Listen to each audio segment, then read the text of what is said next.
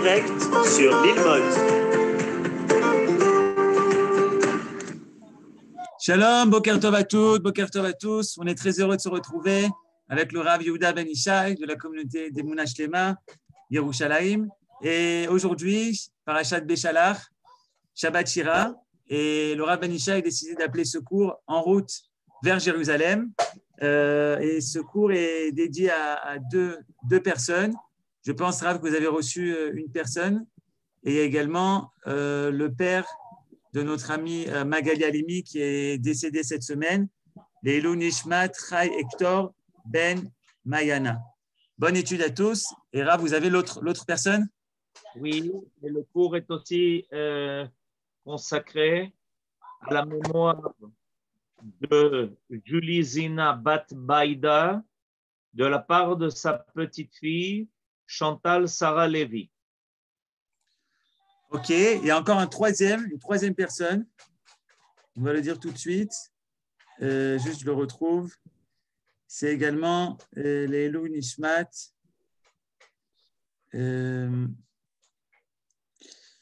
Et Leilou Nishmat, voilà, je l'ai.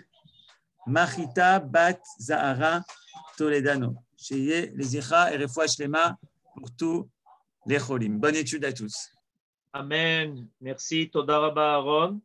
Alors, effectivement, nous avons donc ce Shabbat qui est le Shabbat Shira. Il est appelé Shabbat Shira au nom de Shirat Hayam. Et Shirat Hayam est le chant que les enfants d'Israël ont entonné lors du miracle du passage de la mer Rouge. Mais il s'avère que durant ce passage de la mer Rouge, des choses extraordinaires se sont révélées aux enfants d'Israël et qu'ils eurent le mérite de voir très loin. Avec ce miracle, en fait, non seulement la mer s'est ouverte, mais les cieux aussi. Vous savez que l'un se reflète dans l'autre, comme on le sait, et donc il y a eu en fait deux écrans, les enfants qui se sont écartés, les enfants d'Israël ont pu voir ce qui se cachait dans les tréfonds de la mer, et ils ont pu aussi voir ce qui se cachait dans le plus haut des cieux, et ça leur a permis de découvrir la perspective de l'histoire du peuple d'Israël jusqu'à son aboutissement. Alors, on va essayer de comprendre évidemment pourquoi j'ai appelé ce cours En route vers Jérusalem. On est à peine sorti d'Égypte, on est en train de franchir la mer Rouge et en fait, réellement, on est déjà en route pour Jérusalem. Alors, on va d'abord voir le premier verset de Shirat Hayam qu'on va étudier aujourd'hui. Après Az Yashir Moshe Uvnei Israël et Ashira Azot, on a le deuxième verset. Ozi Vezimratia Vayehi Lili Shua Zeli Ve'anveu Elohe Avi Va'aromemenu. Voilà. Maintenant, Aaron nous a mis le verset sous les yeux. Ozi Vezimratia Vayehi Lili Shua. Alors, il y a donc ici la force divine qui se dévoile. Oz, Vezimratia, et la capacité de Dieu de tailler les branches, c'est-à-dire de supprimer les méchants. Et quand Dieu agit dans son monde de cette façon, alors moi, évidemment, j'ai droit à la délivrance. Vayehi li lishua. Voilà ce que le deuxième verset de Shirat Hayam nous dit. Alors aujourd'hui, je voudrais vous amener un midrash qui se trouve sur notre paracha, sur la Mechilta, et ce midrash, qui va être ensuite commenté d'ailleurs par le Maharal de Prague dans son livre sur Pessah, Gvurot Hashem. Ce midrash, je vais vous le citer maintenant. Et il est assez surprenant. Rabbi Ishmael Omer. Rabbi Ishmael enseignait. Voilà. Merci de Aaron de nous avoir mis ça sous les yeux. Rabbi Ishmael Omer. Bishvil Yerushalayim Kara Hayam. C'est grâce à Yerushalayim que Akadosh Baruch Hu a ouvert la mer devant les enfants d'Israël. Évidemment, il y a quelque chose à comprendre. Ça veut dire quoi, grâce à Yerushalayim, que la mer s'est ouverte? On est encore loin de Yerushalayim. Et pour cela, est amené par le Midrash, qui est cité ici, des versets du prophète Isaïe. Uri, Uri, Livshi, Oz, Zeroa, Adonai. Voilà, vous avez les versets sous les yeux. Les deux versets du prophète Isaïe que je lis. Uri, Uri, Livshi, Oz, Zeroa, Adonai. Uri, Kime, Kedem, Dorot, Olamim. Alo at I, Amachsevet, Rahav, Mecholelet, Tanin. Alo at Hi, Amacharevet, Yam, Metehom, Rabah, Asama, Ma'amakeyam, Derech, La'avor, Geulim. Que nous dit ici le prophète Isaïe? Il invoque la force divine. Réveille-toi, réveille-toi, remplis-toi de force et de vaillance, toi le bras divin. Réveille-toi en vue de la délivrance future, comme tu l'as fait dans le temps, qui m'est Kedem. Il y a longtemps de cela, évidemment, il y a ici une allusion à la sortie d'Égypte. C'est-à-dire que le prophète Isaïe réclame qu'à la fin des temps, la même force qui a agi pour nous permettre de sortir complètement d'Égypte et de la servitude du Pharaon, qui nous a poursuivis jusqu'au bord de la mer Rouge, le prophète Isaïe dit, on attend que cette même force apparaisse à nouveau. Cette force-là qui a été capable de frapper le Dieu de la mer en lequel croyaient les Égyptiens qui s'appelaient Rahav, le pharaon qui se faisait passer pour le crocodile du Nil. C'est toi, c'est ton bras qui avait réussi à assécher la mer, les tréfonds de la mer, et qui avait réussi à ouvrir un passage pour ceux qui se délivraient.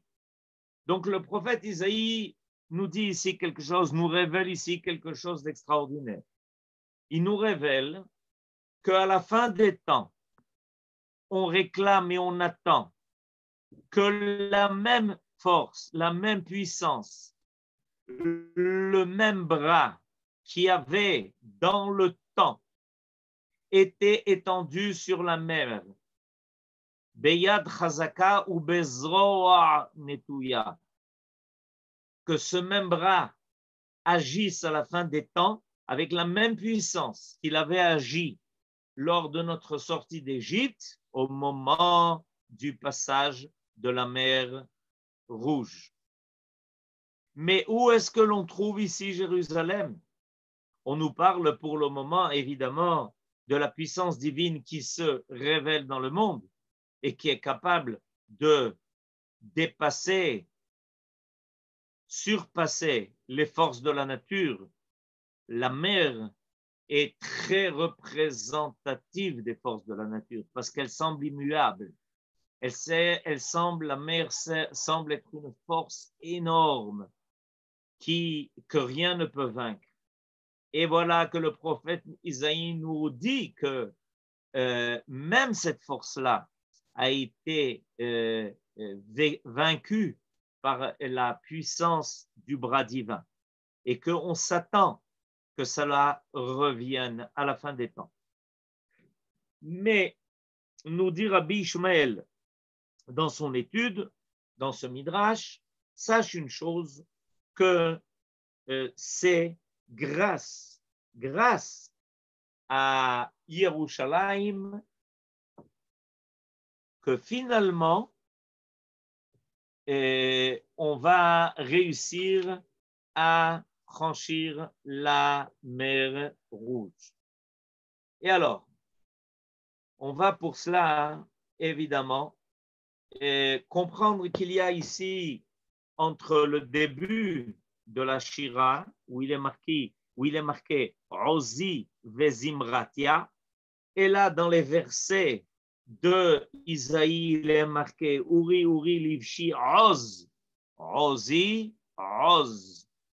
C'est une force de même catégorie.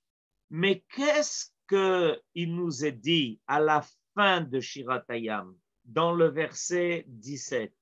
Dans le verset 17, au moment où les enfants d'Israël sont en train de franchir la mer Rouge, il y a déjà entrevu le Bet Amikdash. Teviemo vetitaemo, amène-les et plante-les, behar nachalatcha, sur la montagne de ton héritage. Machon leshivtecha, l'endroit que tu as choisi pour t'y installer. Pa'alta Hashem, voilà pourquoi tu agis, Dieu, pour les amener au Mikdash, au Bet Amikdash, Mikdash Hashem, konenu yadecha. Extraordinaire. On est en route pour le désert, on est en train de franchir la mer, et voilà que mon cher Rabbeinu, notre maître Moïse, avec les enfants d'Israël, entrevoit déjà la montagne de Dieu, le Bet Amikdash, qui finira par être l'endroit ultime où aboutiront les enfants d'Israël à l'époque du roi David et de son fils Shlomo. Alors, regardez ce qui se passe. On sort d'Égypte, mais on sait où on va. Nachon, on sort d'Égypte, mais on sait où on va. L'idée n'était pas de fuir. L'idée était d'aboutir. Notre sortie d'Égypte avait déjà un but. Et ce but-là était de nous amener au summum de notre histoire, au sommet de notre réussite, de nous faire sortir de cet endroit terrible qui était l'Égypte, Bet Avadim, une maison où on fabrique des esclaves. Il y a une usine, l'Égypte est une usine à fabriquer des esclaves, à les réduire à la plus basse condition, à leur faire perdre leur tselem Elohim, ce en quoi l'homme ressemble à Dieu, sa liberté, sa capacité d'agir et de créer. Et on ne sort pas d'Égypte pour en sortir, on sort d'Égypte pour aboutir à quelque chose d'extrêmement fort, d'extrêmement grand, d'extrêmement élevé. Notre but n'est pas de fuir de l'exil. Notre but est d'arriver à la finalité de notre histoire.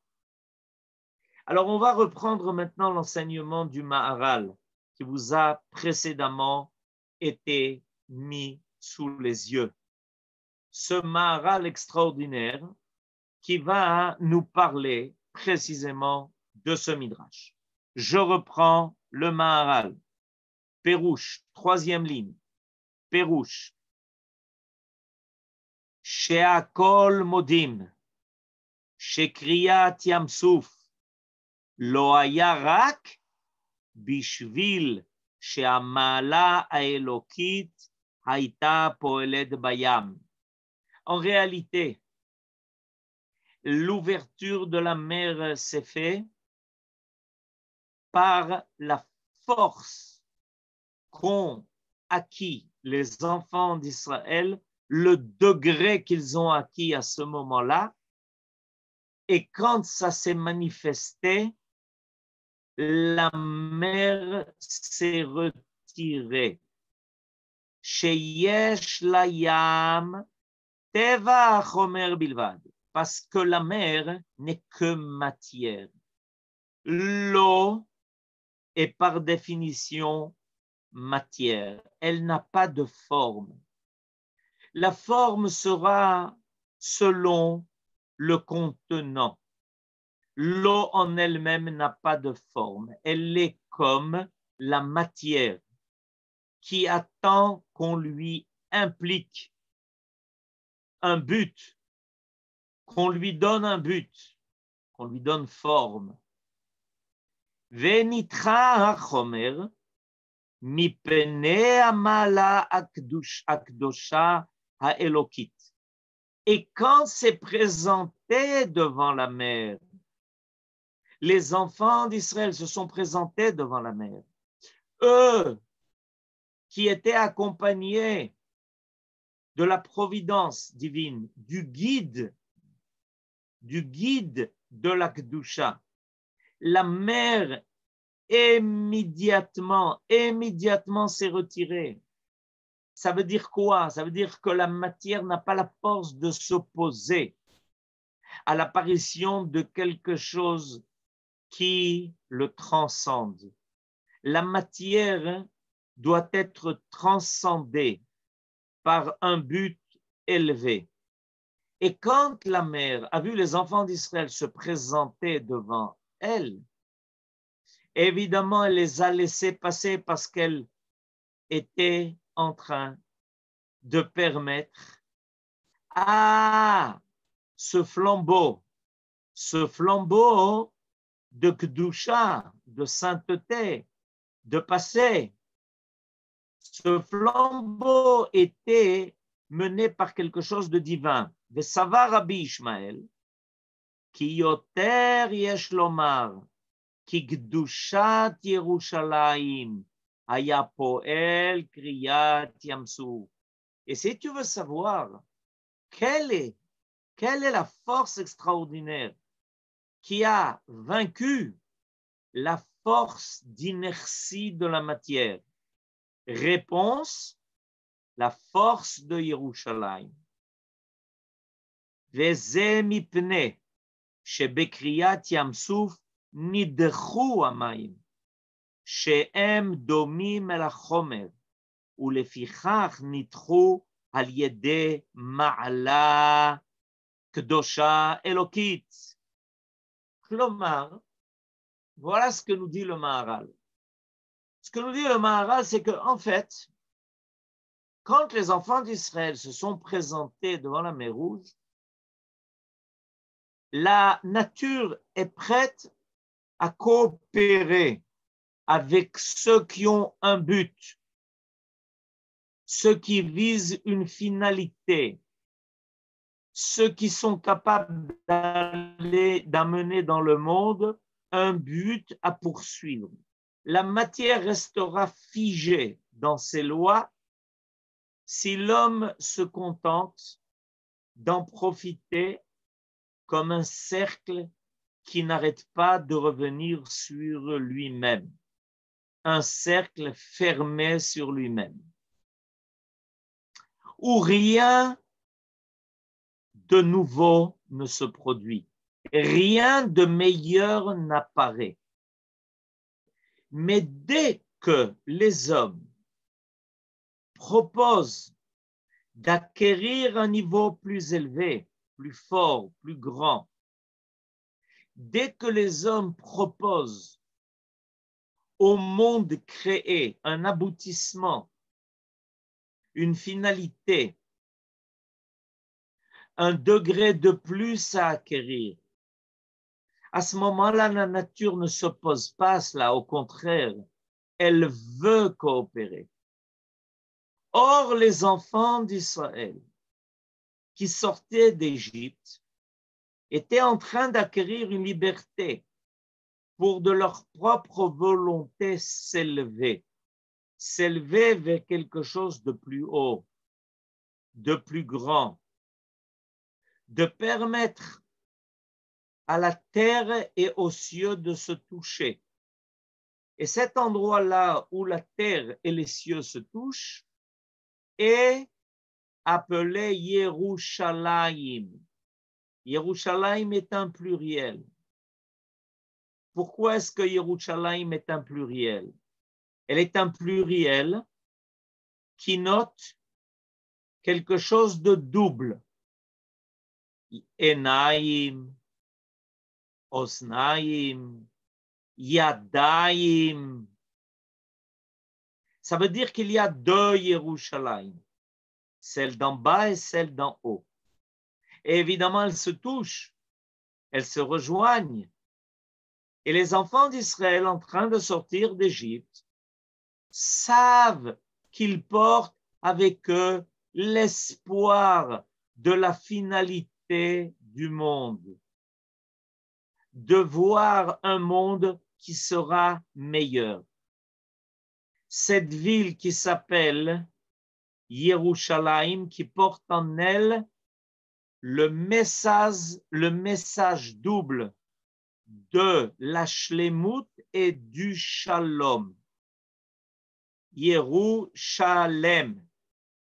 Shalem veut dire quelque chose d'entier, de complet, une plénitude totale et en même temps shalom. Et évidemment, quand la mer Rouge, voit les enfants d'Israël apparaître avec ce message, la mer Rouge qui est le signe de la matière, le signe de ce monde qui attend lui-même d'être délivré. D'être délivré comment? D'être délivré par un but. On doit faire sortir la nature de ce que certains appellent un cercle vicieux, c'est-à-dire quelque chose qui ne tourne que sur lui-même, qui est sans espoir, qui naît pour mourir, qui est la terre où se lève le soleil pour se coucher, sans qu'il y ait rien de nouveau dans le monde qui apparaît. Mais dès que la matière, nous dit le Maharal ici, qui apparaît dans toute sa force par cette mer, la mer Rouge, Yam, dès que la mer repère qu'il y a ici un peuple qui transporte un but, une histoire, qui va finir par aboutir à quoi? À Yerushalayim. Alors la mère, évidemment, veut coopérer et elle les laisse passer. Et elle leur fait révéler que dans les plus profonds de ses entrailles, elle a pour eux des secrets extraordinaires. Et les Midrashim nous racontent comment, au fond de la mer, les enfants d'Israël ont d'une part vu des visions extraordinaires de ce qui se cachait dans les cieux, mais qu'ils ont pu aussi cueillir les fruits des arbres. Ça nous rappelle évidemment ce qu'on a passé hier, tout Bishvat, où on a fait des repas avec les pérotes d'Eretz Israël. Et la mère dit à ceux qui sont en train maintenant d'y marcher, sachez que moi aussi, j'attends ce moment-là.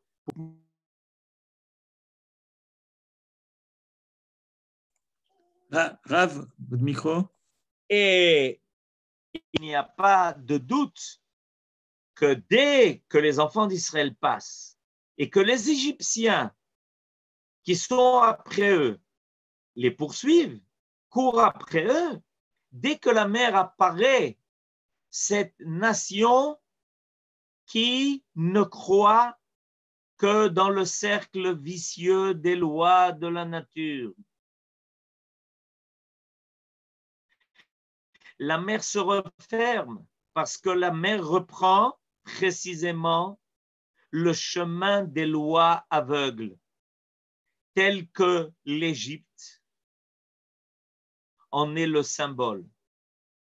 L'Égypte est le symbole des lois aveugles, d'un esclavage aux lois de la nature. Et donc, quand la mer voit les Égyptiens qui poursuivent les enfants d'Israël, elle reprend tout de suite son état premier, d'être celle, d'être la matière qui reprend ses lois habituelles, qui ne laisse pas passer ces hommes qui ne font pas apparaître leur image divine, ni dans leur histoire, ni dans leur nature. Et les enfants d'Israël continuent leur chemin et ils sont en route pour Yerushalayim. Ils sont en route pour Yerushalayim, ils ont un but.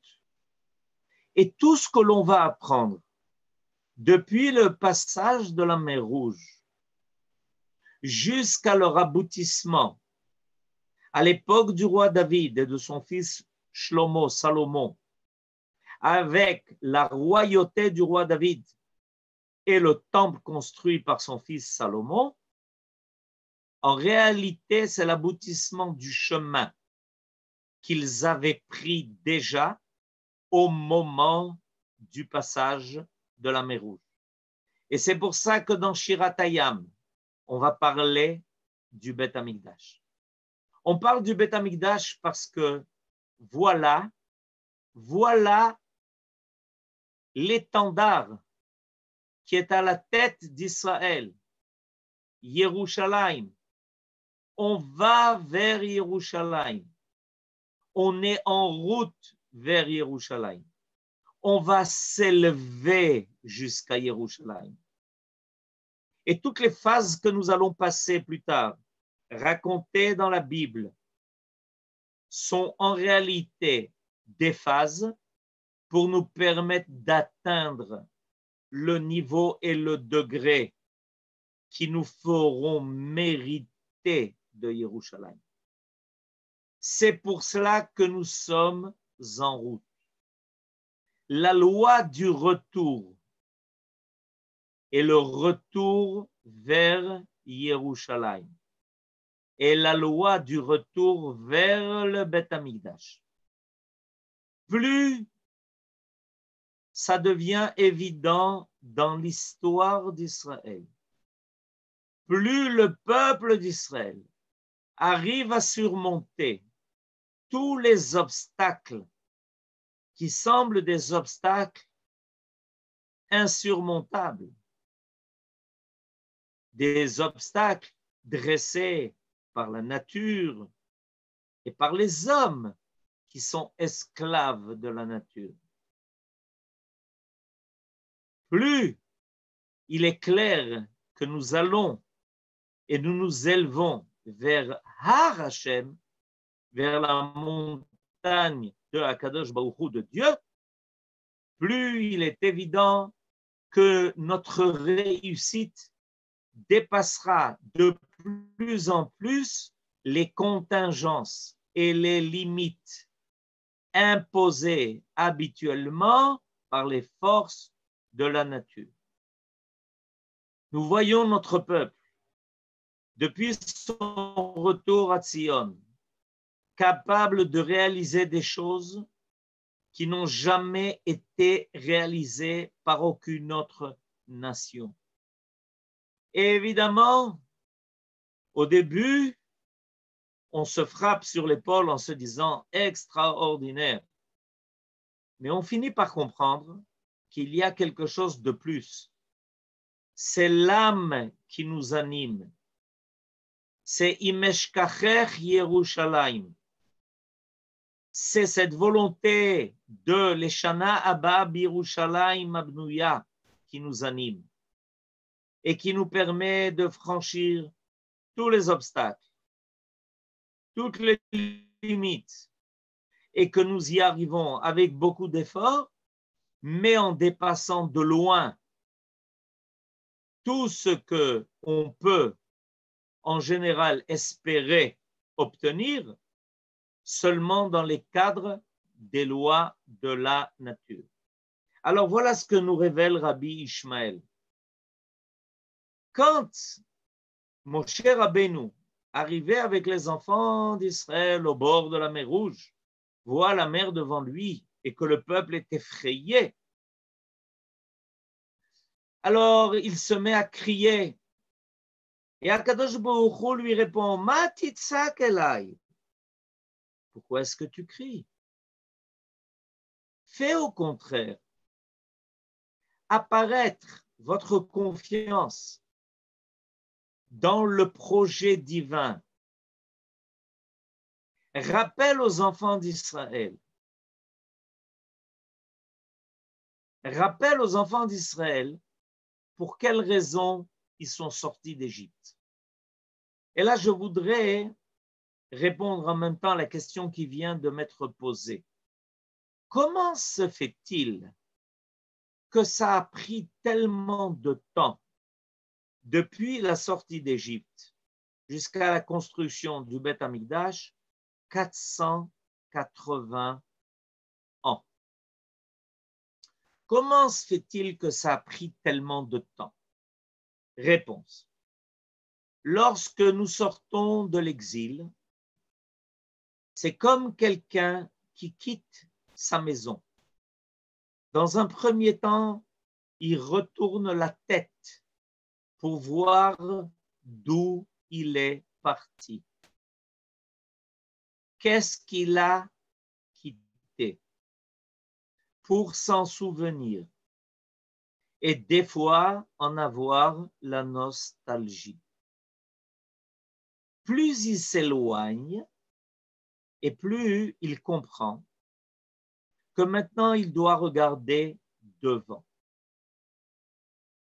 Ce qui nous a pris tellement de temps, c'était de comprendre que la sortie d'Égypte n'était pas la fuite de l'exil.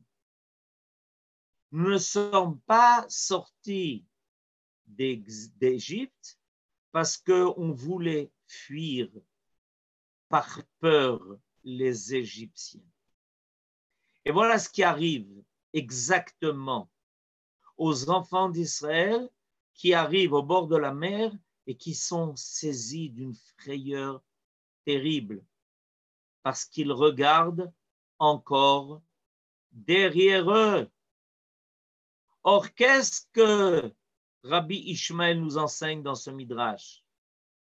Il nous enseigne que Akadosh Baruch Hu demande à Moshe Rabbeinu, au lieu qu'il regarde derrière, qu'il regarde devant, au loin, à l'horizon, qu'il voit la montagne de Tzion. Et c'est là-bas qu'ils devront arriver. Ce processus qui nous fait basculer d'une fuite, d'un exil qui a été si terrible, qui nous effraie et qui continue en partie de nous effrayer, qui continue de nous emprisonner, dans certaines idées, certaines positions, certaines contradictions, va petit à petit se dissiper pour nous faire comprendre que nous, le Ham Israël, on est en train d'avancer, de progresser vers Har Zion, la montagne de Zion, et que en y aboutissant, on va faire monter l'ensemble de la création vers un état beaucoup plus vrai, absolu, éternel, divin, qui arrivera à surmonter toutes les contradictions. Ce qui paraît aujourd'hui tellement impensable va devenir de plus en plus évident. Dans un premier temps, évidemment, avec notre retour, on a continué à se sentir obligé seulement par les lois de la nature. Et on a été capable de prouver que même en agissant dans le cadre de la nature, on pouvait arriver à des résultats qui étaient surnaturels. Et petit à petit, plus nos buts vont s'élever, plus nous allons devenir un peuple qui va être capable de faire apparaître une moralité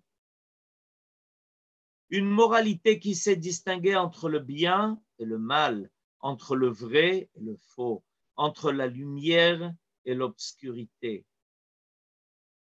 Petit à petit, la mer va s'ouvrir.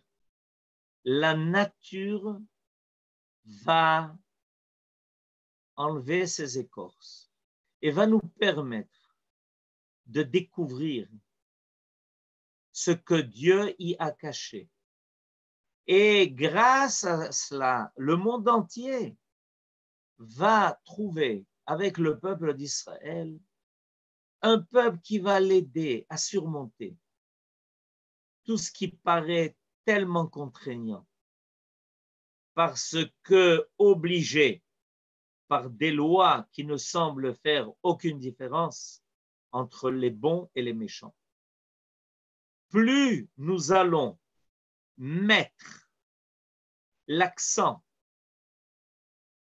sur le bien qui doit se séparer, s'écarter du mal, plus la nature elle-même va petit à petit prouver qu'elle aussi est capable de moralité et qu'elle sait distinguer entre ceux qui ont choisi le camp du bien et ceux qui ne veulent pas le rejoindre. Exactement comme ça s'est passé au moment du passage de la mer Rouge, où tout d'un coup on a vu cette nature aveugle, la mer, une infinité de matière qui n'a aucune forme, qui tout d'un coup prend forme.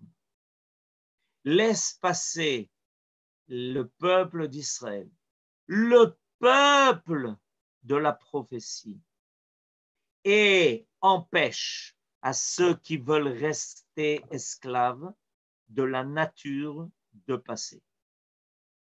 Alors, il faut s'en rappeler, on est mamash à l'orée de cela. On est en train, en même temps que les parachiotes, de franchir petit à petit toutes ces étapes. Et Bezrat Hashem, prochainement, rapidement, il n'y a pas de doute que plus apparaîtra de façon claire, évidente pour nous, la finalité de notre histoire, le but à atteindre, ramener la vérité à Yerushalayim qui s'appelle, par les prophètes, la ville de la vérité, Ir Haemet, qui s'appelle la ville de la justice, Ir Hatzedek. On s'apercevra que Yerushalayim est en réalité la capitale de la liberté et que malheureusement une autre capitale ne gardera de la liberté que sa statue, c'est-à-dire quelque chose figé. Shabbat Shalom et à bientôt. Darabah Rav Ben Ishai, merci beaucoup. Ça m'a fait rappeler pas mal de choses, votre enseignement, entre autres ce livre que vous connaissez et certains d'autres. Dans le Akdama de Mabalim Semecha, il ramène, je suis obligé de lire ces trois phrases, il ramène que le Baal Atanya, que le Rabbi Shneur Zalman Miledi, il est sorti de prison. Et lorsqu'il sort de prison, il écrit comme ça. Il dit qu'il est sorti de prison. Les Gagel Srout Aliedenu Bisrout Eretz Akdosha Veyoshvea. Il dit qu'il est sorti de prison, le Baal Atanya, grâce au mérite d'Eretz Israël. C'est dans l'Agdama de Mabalim Semecha, vous pouvez l'acheter même en français. Et une question à ce propos, Rav, est-ce que vous pouvez nous donner peut-être une clé? On parle de Srout de Yerushalayim, du Srout d'Eretz Israël. Est-ce que nous, on a des clés pour réveiller ce Srout de Eretz Israël, ce Srout de Yerushalayim? Alors, la clé pour ça, c'est de savoir que Dieu est de plus en plus proche de nous et qu'il nous permet de prendre les décisions dans lesquelles nous devons y placer complètement confiance. Surtout, surmonter toute peur. Plus on surmontera la peur, c'est ce que Dieu a réclamé avant de passer la mer Rouge, que le Ham Israël surmonte sa peur.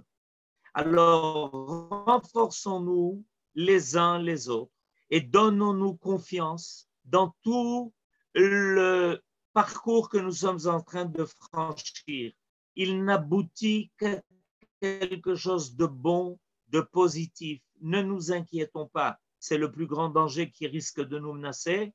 Et plus on a confiance, plus on prouvera que Dieu nous a pris pour la main pour nous faire arriver à l'endroit où il faut. Amen.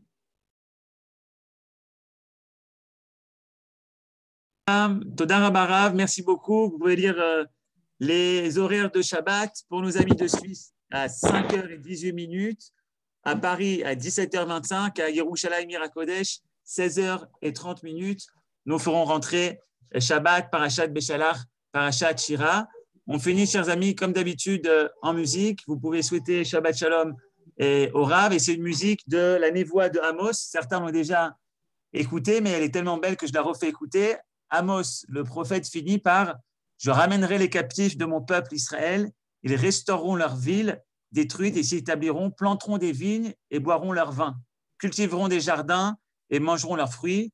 Je les replanterai dans leur sol et ne seront plus jamais déracinés de ce sol que je leur ai donné, dit l'Éternel, ton Dieu, Veshafti et Shevut Ami. Shabbat Shalom à tous. Amen. Toda Rabba. Shabbat Shalom. Kol hakavod. Alors, où est-ce qu'on va mettre ça? Écran partagé. Je vais vous montrer ça. Il y a une petite vidéo en même temps. Voilà. Vous pouvez ouvrir. Ah, je n'ai pas débranché les micros. Voilà, vous pouvez réactiver les micros. Shabbat Shalom. Toda Rabba lachem. Toda Rabba larav. תודה רבה. בשורות טובות. שלום. שבת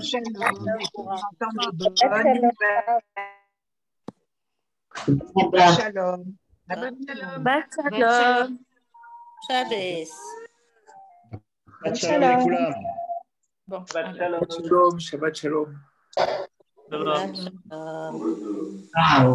שבת שלום. Hervé. Je sais pas qui c'est. Hervé.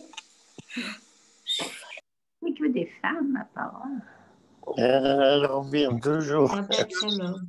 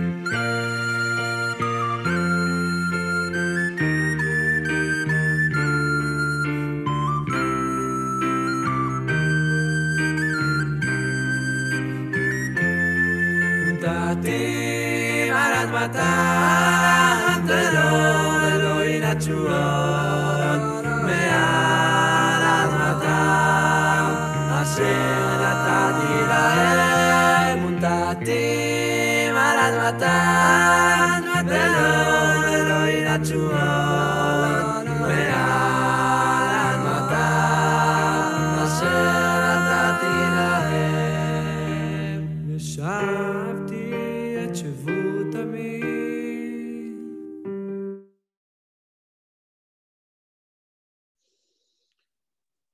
Shabbat shalom à tous.